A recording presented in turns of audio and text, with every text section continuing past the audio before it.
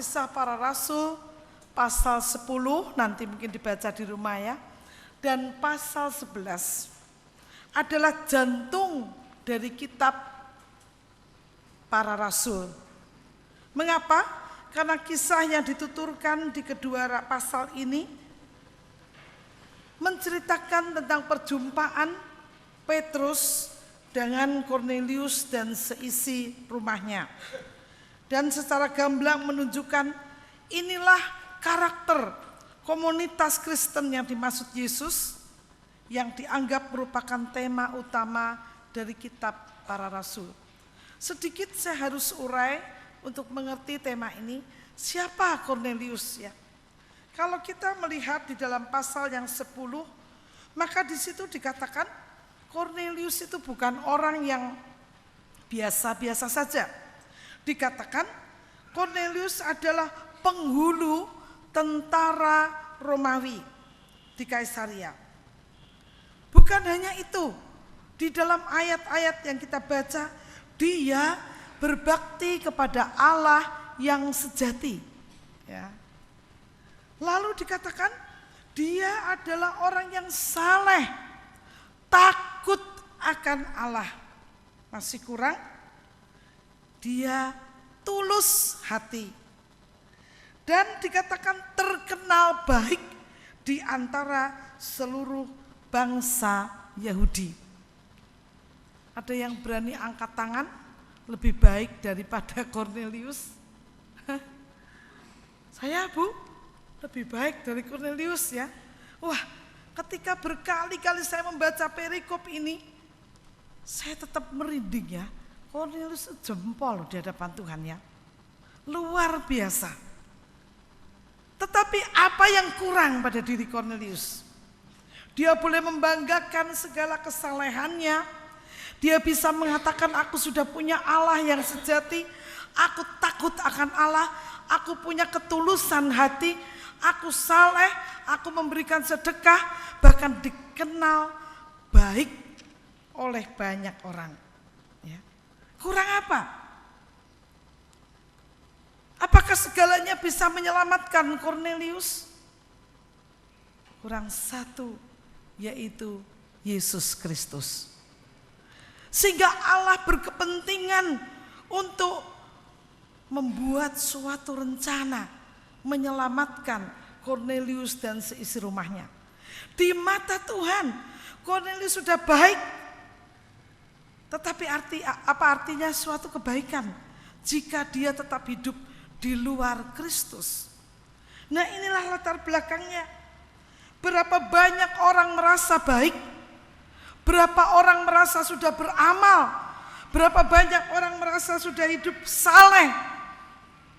Tetapi jika orang itu belum memiliki Kristus di dalam hatinya, sia-sialah semuanya itu. Dikatakan hanya dilihat oleh Tuhan, ya, hanya dilihat oleh Tuhan, dipuji sama Tuhan, tetapi tidak menikmati kehidupan di Yerusalem baru yang dibacakan di dalam Wahyu 21. Semuanya tidak menjamin keselamatan jiwanya. Tuhan sangat memperhatikan Kornelius. Bahkan Tuhan mempunyai rencana yang besar atas diri Kornelius. Tuhan mau menjadikan Kornelius sebagai alat di tangannya. Dan itu tidak bisa terjadi dengan sendirinya. Malaikat Tuhan melayani Kornelius luar biasa. Ya. Berdialog dengan Kornelius. Bo, aku jadi hamba Tuhan, ora urung tahu ditakani malaikat ya. Ini Kornelius belum percaya Yesus, malaikat sudah datang ya. Dia mempersiapkan Kornelius untuk mengutus orang bertemu dengan Petrus. Nah, itu cerita latar belakangnya ya. Dan di saat yang sama ternyata Petrus sedang bergumul. Dia tidak mau melayani orang-orang yang tidak bersunat. Mengapa? Karena orang-orang yang tidak bersunat dianggap orang luar bagi orang Yahudi. Mereka tidak layak untuk dilayani. Mereka tidak layak untuk menjadi teman kita. Petrus ya. Makanya Tuhan mengirimkan malaikat juga untuk membeberkan suatu kain yang di dalamnya ada binatang-binatang yang najis, yang tidak boleh dimakan. Tetapi Allah mengatakan apa? Makano, ya. Coba gimana ya? Dia orang Yahudi asli, ya. Ini Tuhan kok koyo mensela-mensle ya. Katanya binatang itu najis. Sekarang disuruh makan, ya. Enggak mau Petrus ya. Tidak, ngelawan Tuhan ya. 3 kali itu terjadi. Akhirnya Petrus harus tunduk, taat. Dia harus mau rendah hati, mau memahami, mengerti apa yang dimaksud Allah untuk semuanya ini. Saudara yang dikasih oleh Tuhan, ceritanya Petrus lalu pergi ke rumah Kornelius. Aneh ya. Yang perlu sebenarnya siapa sih? Kornelius ya. Kenapa Tuhan tidak gampang aja, Kornelius, kamu pergi ke Petrus saja, selesai kan? Ternyata ketika Petrus datang di rumah Kornelius, Kornelius tidak sendiri. Dia disambut, Kornelius tersungkur menyembah Petrus, menganggap bahwa Petrus adalah orang yang patut untuk disembah. Saudara, enak ya? Hamba Tuhan itu kalau sudah disembah, sudah disanjung, waduh, kepala bisa jadi besar ya kali ya. Tapi Petrus tidak. Begitu dia melihat Kornelius tersungkur menyembah dia, dia katakan, bangun, aku cuma menungso biasa. Ya. Lalu dikatakan pada waktu Petrus berkhotbah, ternyata tidak melayani Kornelius sendiri. Kornelius mengumpulkan sanak saudaranya dan tetangga-tetangganya untuk mendengarkan khotbah Petrus. Disitulah terjadi kebaktian, kebangunan rohani. Mereka dipenuhi dengan baptisan dengan Roh Kudus ya, turun Roh Kudus untuk memenuhi hati dan pikiran mereka. Aneh. Mereka belum menyatakan apa-apa, mereka juga belum dibaptis, tapi saya yakin ketika Petrus mengambil tindakan untuk membaptis orang-orang ini, mereka sudah ditanya untuk percaya kepada Yesus. Itulah kisahnya. Dan ketika dikatakan di dalam ayat pasal 11, rasul-rasul dan saudara-saudara di Yudea mendengar bahwa bangsa-bangsa lain juga menerima firman Allah. Dan ketika Petrus tiba di Yerusalem, orang-orang dari golongan yang bersunat, di dalam bahasa aslinya tidak hanya berselisih pendapat, tetapi bertengkar. Ya. Apa yang dipertengkarkan? Mereka tidak setuju Petrus melayani Kornelius, orang kafir. Mereka tidak setuju Petrus makan bersama-sama dengan mereka, bersekutu di rumah mereka. Karena apa? Tadi sudah saya katakan, kalau makan bersama dengan orang-orang yang tidak bersunat, berarti mengakui bahwa orang itu adalah bagian dari umat Allah. Itu sebabnya orang-orang dari golongan yang bersunat menentang perbuatan Petrus. Coba ya, kalau ada hamba Tuhan pamit sama jemaatnya, aku kok digerakno malaikat Tuhan ya, pergi ke tempat A. Kira-kira jemaat mendukung enggak? Ojo lho Pak, nek kono ki medeni lho Pak, ya. Fanatik Pak di sana, ya. Wis aja golek perkara Pak.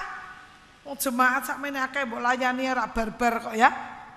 Saudara, sekalipun Petrus dikatakan dilayani oleh malaikat Tuhan, tetap ada pertentangan.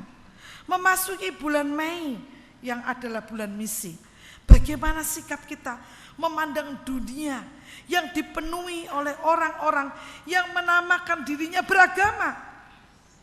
Bahkan mungkin seperti Kornelius yang luar biasa, dia memiliki Allah yang dianggapnya Allah sejati, tetapi itu tidak ada artinya ketika dia belum menerima Yesus. Ketika kita mau memasuki bulan misi, adakah kita berdoa, Tuhan, Engkau bawa kemana gereja kami ini? Ya, cukupkah kita ber-PI kepada banyak orang. Ke Wonosobo aja ya ada yang pelopo, adoh-adoh ya kan. Golek penggean mungkin gitu ya. Yang cedek, medeni, fanatik. Nah terus mau PI kemana? Ya. Zamannya saya sama Pak Soleman itu kalau bulan misi, wah kita ke Sumatera ya. Tiap tahun mungkin ya Pak ada tim yang ke Sumatera. Kita membantu pelayanan di sana. Naik turun Gunung Bunder ya. Saya 3 kali sudah ke sana. Tapi tidak ada program lagi untuk itu ya. Alah wis ben dilayani dhewe lapo to Bu? Ado-ado gitu ya. Saudara, kita kurang siap untuk melayani keluar, untuk memberitakan Injil kepada mereka yang seperti Kornelius binasa di dalam dosa. Kalau tidak, Petrus datang kepada mereka. Seringkali ada di gereja tembok-tembok yang kita bangun. Tembok-tembok penyekat yang seringkali menjadi penghalang. Ya, melayani suku apa toh sing paling aman ya. Lalu suku yang lain ditinggalkan. Bangsa apa toh yang paling enak di PI ini, yang lain ditinggalkan. Oh, taraf pendidikan yang bagaimana toh yang bisa menerima Injil? Semua digambarkan oleh Tuhan sebagai binatang yang najis. Tapi yang harus dilayani oleh Petrus. Kadang kita pun seperti Petrus, tidak ya. Kita melawan Tuhan. Saudara, perbuatan itu dianggap sebagai sesuatu yang melanggar tata krama atau aturan daripada bangsa Yahudi. Petrus mengatakan, tiba-tiba dikatakan, rohku diliputi kuasa ilahi dan aku melihat suatu penglihatan. GKMI Kudus memang gereja yang maju, gereja yang kaya. Tetapi adakah kita juga mencari kehendak Tuhan? Tuhan, apa yang harus dilakukan oleh GKMI Kudus sebagai gereja yang besar? Tuhan dikatakan mau mengutus Petrus. Itu sebabnya dikatakan semua kalau kita melihat, kok ya Kornelius mendapat penglihatan, Petrus melihat penglihatan. Sehingga begitu Petrus selesai, 3 orang utusan dari Kornelius sudah sampai di depan rumahnya. Ya. Tuhanlah yang sudah mengatur, merencanakan semuanya. Begitu tertib, begitu terencana. Sebenarnya kita tinggal melangkah, mau apa tidak, ya, melaksanakan perintah Tuhan. Jangan sampai kita ditakuti dengan berbagai macam piye yo, wong ning njaba wis beragama kabeh kok ya. Ya sudah, ini dirobek aja ya. Matius yang terakhir itu enggak usah PI ya, mau PI sama siapa? Saat ini RRC menjadi tempat yang sangat terbuka untuk Injil. Beberapa teman menginjili mereka dengan penuh hati-hati. Beberapa di antara mereka dikirim ke Seminari Alkitab Asia Tenggara, dididik untuk menjadi hamba Tuhan. Tetapi sangat menyedihkan, karena ketika mereka pamit, tidak pamit untuk mendapatkan pendidikan teologi, karena takut nanti kalau keluar dicurigai kalau kesaat ya. Sehingga mereka hanya beriman saja, saya mau pergi Indonesia, begitu saja ya. Sekitar 20 mahasiswi Cina yang saat ini dididik di Saat. Dan ini sangat menyulitkan, sebab apa? Setelah mereka tidak masalah dididik di Saat 4 tahun, mereka pulang kembali. Tapi gereja tidak bisa menerima dia. Kenapa? Lu kiki lu ngondi, sekolahmu apa, ya kan? Tidak bisa diterima. Padahal kadang-kadang ketika mereka di Saat, mereka ketemu jodoh ya, jadi dua-dua hamba Tuhan. Coba bayangkan, mereka kesulitan ekonomi karena di gereja mereka hanya bisa melayani apa yang ada tanpa bayaran ya.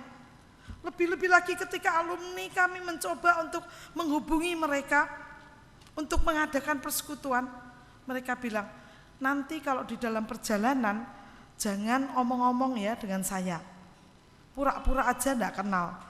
Karena begitu kita berbicara tentang agama, intel sudah mulai mengancam kita.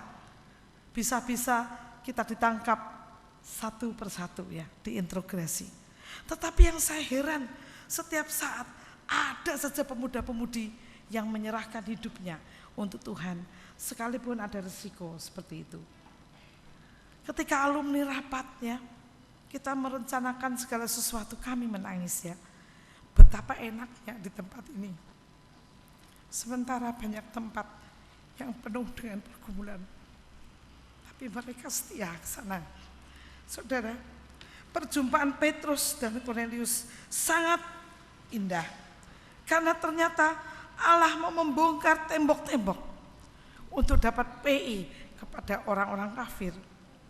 Petrus sadar ketika Kornelius menyembah dia sadar bahwa dia hanya alat di tangan Tuhan, manusia biasa.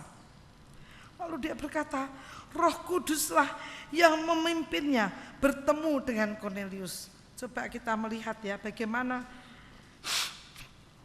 di dalam ayat-ayat yang kita baca, dia menceritakan kenapa dia pergi ke Kornelius dan ternyata mereka haus akan firman Tuhan. Sanak saudara, tetangga berkumpul, mereka disiapkan hatinya untuk diselamatkan. Kalau kira-kira GKMI Kudus menghadapi seperti ini bagaimana ya? Tiba-tiba Pak Erik datang ke majelis, Pak, wah aku tadi PI Pak di sana, ya. Wah mereka dipenuhi, dibaptis oleh Roh Kudus. Terus tak baptis Pak. Kira-kira majelisnya Pak Bambang ngamuk apa enggak? Harapmu piye Pak Erik? Baptis saenakmu, ya. Kita seringkali membatasi karya Allah. Bagi Petrus dikatakan, tidak ada yang menahan saya untuk membaptis. Juga seperti sida-sida ya. Ini ada air, baptis aku. Saudara, apakah aturan gereja itu begitu kaku? Pak Erik pernah melayani seorang di Palembang ya. Dia mau percaya kepada Yesus, tetapi dia mengatakan bahwa kalau aku percaya Yesus, aku pasti dibunuh, aku pasti dibuang oleh keluargaku. Jadi bagaimana ini Pak? Lalu Pak Erik mengatakan, ya sudahlah, yang penting kamu belajar siapa Yesus, lalu bertumbuh, suatu saat kamu bergabung di gereja untuk dibaptis. Beberapa tahun kemudian Pak Erik merasa bahwa apa yang dilakukan salah. Ya. Andai kata dia boleh di dalam nama Yesus membaptis orang itu, ya, tentu orang itu akan lebih mantap lagi ya. Apakah memang terobosan seperti itu melanggar? Ya memang melanggar. Ini jagonya tata gereja ini Pak Soleman ya, pasti melanggar firman Tuhan ya. Tetapi apakah karya Tuhan harus dibatasi dengan yang namanya tata gereja? Ya tidak terus Pak Erik kemana-mana baptis orang ya. Ya repot kalau begitu ya. Tetapi ada momen tertentu di mana Tuhan mau kita lakukan yang tidak dapat dicegah oleh orang lain. Bahkan Petrus mengatakan di dalam ayat 15 dan ayat 17 dikatakan, waktu Roh Kudus dicurahkan di dalam rumah Kornelius atas orang-orang yang percaya, sama seperti waktu Roh Kudus dicurahkan pada hari Pentakosta. Ya. Di dalam bahasa aslinya sama seperti, tidak beda. Ya. Pekerjaan Tuhan yang sama dilakukan atas diri keluarga Kornelius. Itu ditekankan. Bahkan dikatakan mereka sungguh-sungguh percaya, sungguh-sungguh bertobat. Mengapa Allah mencurahkan, membaptis dengan baptisan roh untuk kelompok ini? Karena hati mereka sudah dipersiapkan oleh Tuhan. Hati mereka yang tekun berdoa, yang saleh, sama seperti murid-murid Tuhan Yesus. Murid Tuhan Yesus juga mempersiapkan diri untuk memegang janji Allah. Tidak lama lagi kamu akan dibaptis dengan Roh Kudus. Apakah rasul-rasul diam-diam? Tidak. Mereka bertekun di dalam doa. Mereka percaya dan pegang janji Allah. Di dalam kondisi hati yang telah siap, itulah baptisan Roh Kudus bisa dialami oleh setiap orang yang percaya. Tidak tahu waktunya kapan, tidak tahu bagaimana caranya atau di mana, Petrus pun secara tiba-tiba menghadapi situasi yang memang agak mengagetkan dia. Perjumpaan Petrus dan Kornelius dan seisi rumahnya adalah rencana Allah. Selain untuk memberitakan berita keselamatan dalam Yesus kepada orang-orang yang tidak bersunat, juga menyadarkan Petrus sendiri bahwa Allah tidak membedakan orang. Kitalah yang seringkali membedakan orang.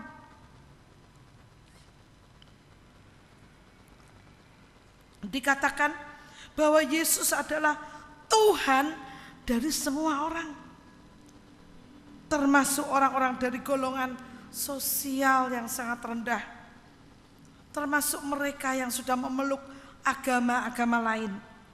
Tanpa terkecuali kasih Allah dicurahkan. Saudara, janji Allah di dalam Lukas pasal 11 ayat 13. Jadi jika kamu yang jahat tahu memberi pemberian yang baik kepada anak-anakmu, apalagi Bapamu yang di surga, Dia akan memberikan Roh Kudus kepada mereka yang meminta kepadanya. Saudara, Dia akan memberikan Roh Kudus kepada yang meminta kepadanya. Kita melihat bagaimana setelah murid-murid mendapatkan pengalaman Roh Kudus tercurah atas mereka, mereka tidak lagi hidup di dalam ketakutan, tapi mereka berkobar-kobar melayani Tuhan dan rela mati bagi Tuhan. Apa arti baptisan Roh Kudus? Dengan mengacu kepada nubuat Nabi Yoel di dalam khotbahnya di hari Pentakosta, Petrus menegaskan bahwa peristiwa itu adalah peristiwa yang luar biasa. Pemenuhan janji tentang pencurahan roh nubuat atas semua jenis manusia tanpa terkecuali. Di dalam awal tadi saya katakan, aku akan mencurahkan rohku untuk anak-anak laki-laki dan anak-anak perempuan, untuk teruna-teruna dan orang-orang tua, hamba-hamba laki-laki dan hamba perempuan. Saudara, mereka di hadapan Tuhan sama ketika mereka meminta urapan Roh Kudus, mereka akan mendapatkan roh nubuat. Kalau kita membaca nabi itu siapa sih? Ya. Setelah orang mendapatkan baptisan Roh Kudus, seharusnya kita diutus sebagai nabi Allah dimanapun kita berada, fungsi sebagai nabi. Nabi adalah seorang hamba Tuhan yang dipanggil untuk menyampaikan firman Allah kepada manusia. Dia harus berbicara atas nama Allah. Sekalipun raja salah pada zaman perjanjian lama, Nathan harus berani untuk menegur Raja Daud. Tapi sayang sekali kalau kita mempelajari perjanjian lama, tidak jarang kita mendapati yang namanya nabi-nabi palsu, yang hanya menyenangkan hati pejabat, yang hanya menyenangkan hati raja supaya mereka tidak sakit hati. Saudara, yang dibutuhkan di zaman ini bukan nabi-nabi palsu, bukan gembala-gembala palsu yang menyembelih dombanya yang gemuk untuk dinikmati dagingnya. Saudara, tetapi nabi-nabi yang sungguh-sungguh menyuarakan suara ilahi, menyampaikan isi hati Allah. Ada tugas kenabian yang kita harus emban, menyuarakan kebenaran Allah oleh inspirasi dan kuasa Roh Kudus sendiri. Saudara, adakah atau masalahnya adalah sudahkah kita secara pribadi maupun umat mengalami kepenuhan Roh Kudus itu sendiri, sehingga di dalamnya kita boleh mengemban mandat atau tugas sebagai kenabian. Maka akan terjadi perubahan yang dahsyat, baik dari diri kita sendiri maupun gereja dan anak-anak Allah. Kita bukan hanya berani berkata-kata sesuai dengan kehendak Allah, berani memberitakan Injil, berani yang menegur, yang hidup dalam dosa, tidak kompromi dan tebang pilih. Saudara, itulah yang dibutuhkan saat ini. Seringkali waduh, dek nenek dosa ya, tapi kok aku rak wani ya negur dia ya. Dia itu persembahannya akeh ning gereja gitu ya. Dia itu aktivis ya. Kalau sakit hati gimana nanti? Mundur ya. Saya pernah ceritakan di Kalimantan ada seorang bos yang ngebosi semuanya. Ketika dia ditegur karena membuka sebuah hotel yang akhirnya akan menjadi tempat pelacuran. Pendetanya menegur ya. Kuduskan rumah ini dan jangan pakai untuk berbuat dosa. Nesu lo ya. Metu tuh kok gereja ya. Lalu dia bilang, tegelin yang gereja itu aku kok yang ngasih. Waduh, orjene gereja itu saya yang ngasih kok ya. Pendetanya panggil, tuh dicungkili aja tuh, bawa pulang. Saudara, mati loh akhirnya orang ini kurang ajar sama Tuhan ya. Ya enggak kurang ajar sama Tuhan juga mati loh ya. Tapi dia sakit. Kalau lewat di saya, Pak sakit apa enggak tahu ini Bu. Mati muda dia ya. Kalau dia melawan hamba Tuhan, artinya dia melawan siapa? Tuhan. Ya. Jangan main-main. Kecuali saudara di pihak yang benar ya. Kalau hamba Tuhan menegur dalam kasih, kalau saudara seiman majelis juga mempunyai hak untuk menyuarakan kenabian, menegur, lameh dijotak ya wis lah, ya. Daripada nggak negur dia nggak bertobat, melek mana kamu, ya. Saya mau dibenci, mau diapain ya, nggak apa-apa. Saya harus menegur mereka yang berdosa tanpa terkecuali. Ya. Saudara, inilah kasih yang diuraikan sebagai penutup ya di Yohanes pasal 13. Kalau engkau berkata mengasihi Allah, engkau juga mengasihi sesama. Bagaimana kita bisa bilang mengasihi sesama ketika kita berkata Allah, wes gede kok Bu, ngono delekno ya malah ngamuk, ya. Saudara, apakah itu kasih? Kasih yang menjerumuskan? Kasih yang membiarkan dia hidup di dalam dosa dan binasa? Ketika kita mau berkata mengasihi, berarti kita saling bertanggung jawab satu dengan yang lain. Maka firman Tuhan, ketika engkau saling mengasihi satu dengan yang lain, barulah engkau layak disebut sebagai anak-anak Allah. Apa artinya mengasihi? Sekali lagi, mungkin Petrus juga berkata, yo Tuhan, aku sih mengasihi Cornelius ya, tapi mbok aja aku sih mbok utus. Kalau kita mengasihi sesama, masih ada tapinya, ya. Tapi itulah yang menjadi tembok alasan kita. Saya mau memberikan, tapi dia kesetok ora gelem kerja, ya kan? Saya mau menolong dia, alah, boje deh mbok tulung gitu ya.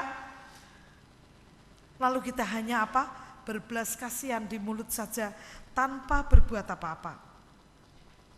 Seminari Alkitab Asia Tenggara sedang menggalang siapapun yang mau mendukung hamba-hamba Tuhan yang tersembunyi seperti ini. Mungkin 1-2 orang bisa mengirimkan uang untuk hamba Tuhan satu. Akhirnya ketika mereka menikah, mereka kesulitan ekonomi. Apa yang terjadi? Mereka bingung. Apakah saya lulusan dari saat harus bekerja? Ya mau enggak mau. Lah piye tek makane anak-anaknya ya. Kita di sini enak jadi hamba Tuhan ya. Berlimpah ruah tidak usah mikir materi. Saudara, tetapi ada tempat-tempat di mana hamba Tuhannya setengah mati. Jadi tahun depan mati ya, saudara. Kenapa? Yang namanya pelayanan di pedalaman dikatakan mereka harus mau makan apa yang dimakan oleh jemaatnya. Tidak bisa menuntut yang lain. Tidak mau diutus ke sana ya tidak usah, gitu ya, saudara. Kita seringkali diberi oleh Tuhan inspirasi untuk melakukan sesuatu. Yaitu ada kata apa?